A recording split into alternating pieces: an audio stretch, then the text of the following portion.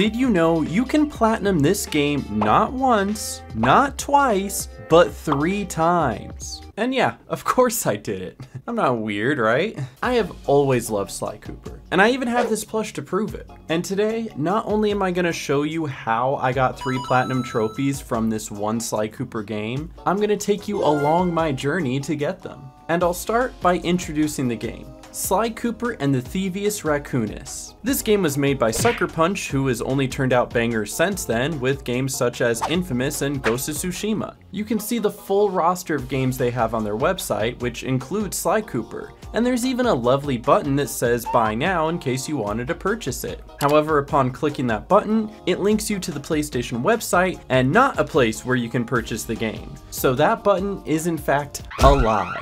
But that doesn't mean you can't play it. Before 2022, if you didn't have one of the older consoles and a disc version of the game, you really only had 2 options on how to play these games. You could either emulate the game on your computer, or you could have PlayStation Now, which had the Sly Cooper trilogy for PS3 that you could stream over the internet to your PlayStation console and play it there. But then in 2022, they just absolutely killed PlayStation Now.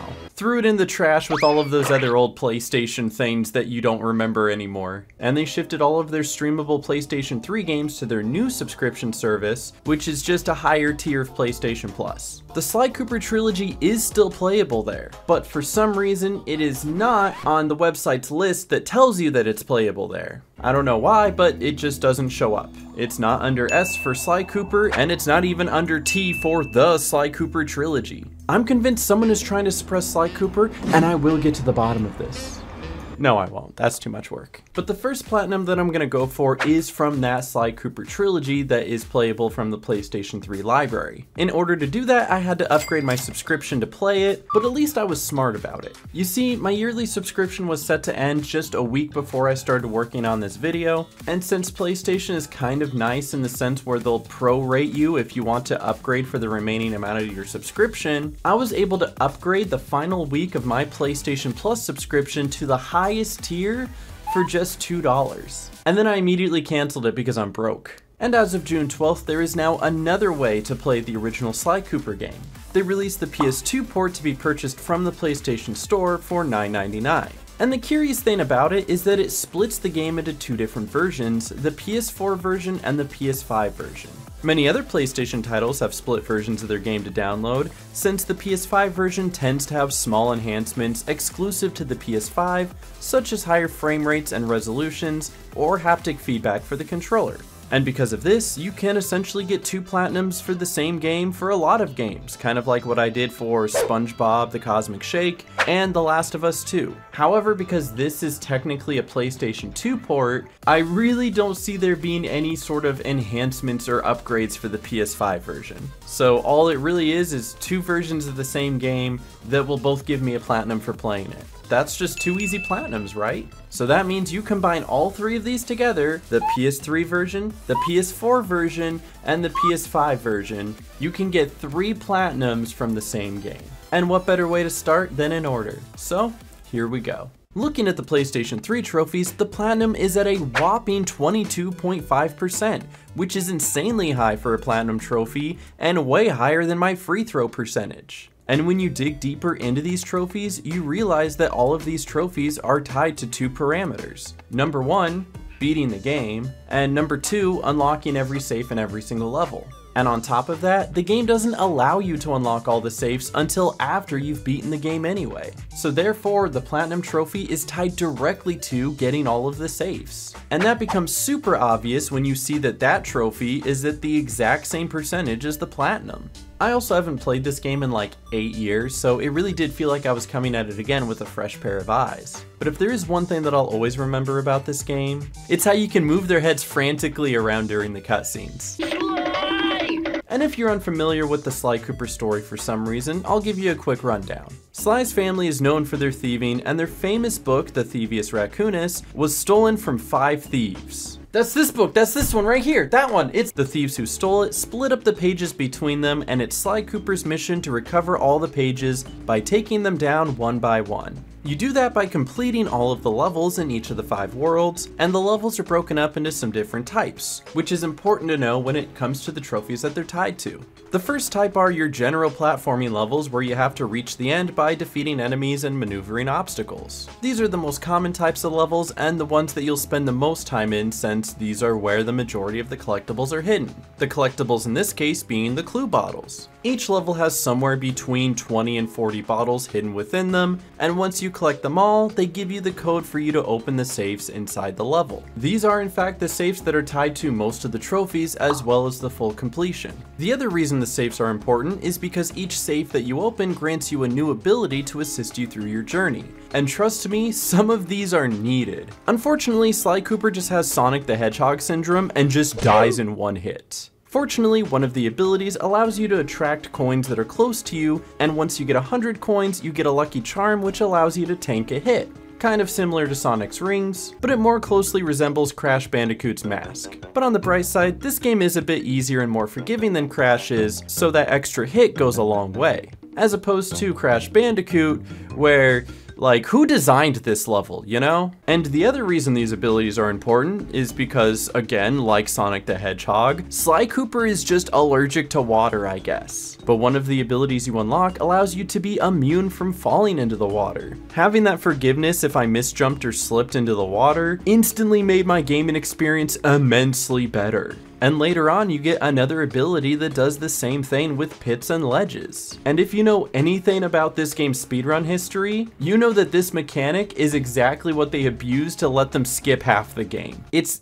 very cool actually, you should check it out. But these parkour levels are just so well made, and they really help lead the player along, giving subtle hints on how to progress and solve puzzles. There's some really smooth gameplay, and they're just a lot of fun to do. Except for this part with the jump hook. I don't know what it is, but I just can't make that jump. Why is this impossible?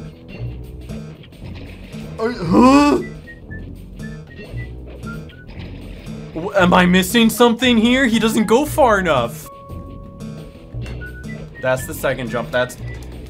What am I missing? And then for this next one, double jump circle, there we go, that one works. But some of my favorite levels are like this barrel level, because it's silly and fun and brings a new mechanic into the game. There's another one where Carmelita is shooting at you while you have to maneuver the level, and those type of levels are a lot of fun. And any level that looks like that one scene from Ocean's 12 is always a good time.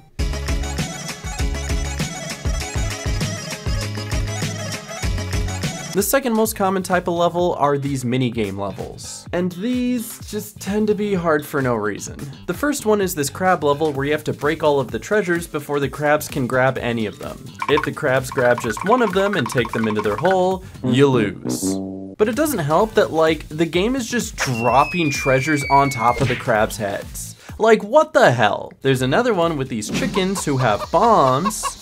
That's a lot of fun. And then there's this other one with the piranhas that you have to run them over and then use them to set things on fire. I don't know, but it's not as bad as the other two. There's also these shooter levels where you're on a little cart and you kind of have to Space Invaders your way through a level. But at the beginning of this one, you can't really hit anything because you're on a boat and the boat keeps blocking half of your bullets. And the final group of levels are the Murray levels, which are split into two types. The ones where you watch over Murray with like a sniper rifle and you have to protect him as he's running along, taking out enemies and allowing him a safe path. Just be careful not to shoot Murray. Take that, you fat lard! Sorry, that was mean. Or do. Why not? It's kind of fun. Who cares?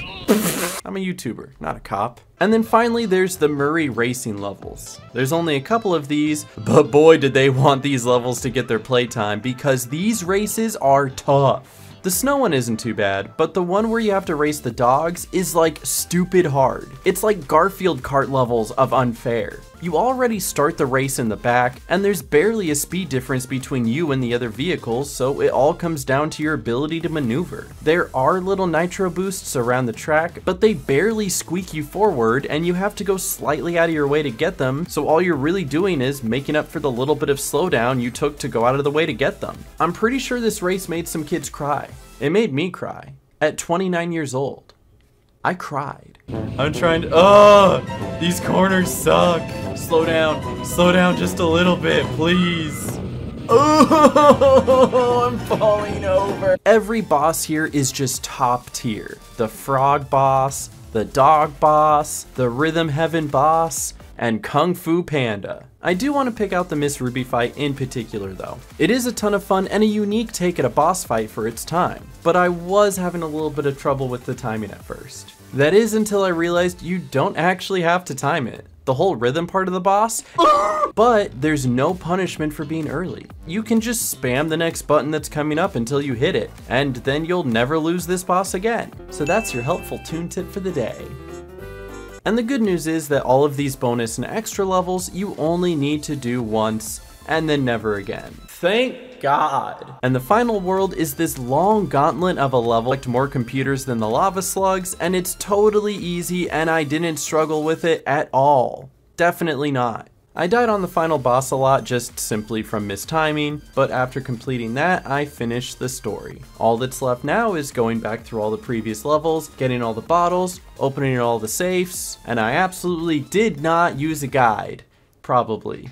Don't judge me. Most of the bottle collecting experience was good, and much better than that of the bottle collecting that I did in the 3rd grade for Boy Scouts, in which I had to knock on my neighbor's door, and he gave me a bag full of Corona bottles that still had beer in them. But there is 1 or 2 instances in the game where if you miss a bottle, you either need to die to put yourself back at the last checkpoint to try again, or completely restart the level at just another chance at it. I ended up breezing through most of it though, and got to the point where my controller was dying right towards the end, so it was a race to get the platinum before my controller died. But I did end up completing everything in just over 7 hours, and got the platinum trophy, which I thought was kind of funny because it is technically a PlayStation 3 trophy, so here I am on my PS5 and having a little PlayStation 3 trophy pop up in the corner. There are still time trials that you could do for the full 100%, but for the platinum trophy, you don't need to do any of them. And all of that I just explained, I really could have done at any time because that game's been available since forever. But the reason I'm making this video right now is because I'm gonna do everything and although technically these are the exact same game, in many ways my experience with them was completely different. But before we begin, let's compare the trophies. At first glance, it looks like there's nearly the same amount of trophies, but the PS2 port has 1 added extra silver trophy over the PS3 version. But that's not technically the case. It's not just 1 extra achievement, as well as requiring you to complete some of the Master Thieves. So let's get started with the PS4 version. And by that I mean the PS2 version, but on PS4. God, I wish there was a real PS4 version. And let me tell you, the wave of nostalgia that hit when that PS2 logo showed up. I was 10 years old again, sitting in front of my friend's TV, playing his PlayStation in the middle of the night because my parents never bought me video games and I could only play at my friend's house, and my friend never wanted to play because he spent too much time playing it anyway, so I'd wait for him to fall asleep during a sleepover and play it in secret. Being more faithful to the original, the game does have a 4:3 resolution, so you can't see as much of the world around you anymore, but that's just always how it's been on the PS2. And of course, anytime I play this, I gotta mess with their heads again. Before I actually started playing though, I noticed something was a little off.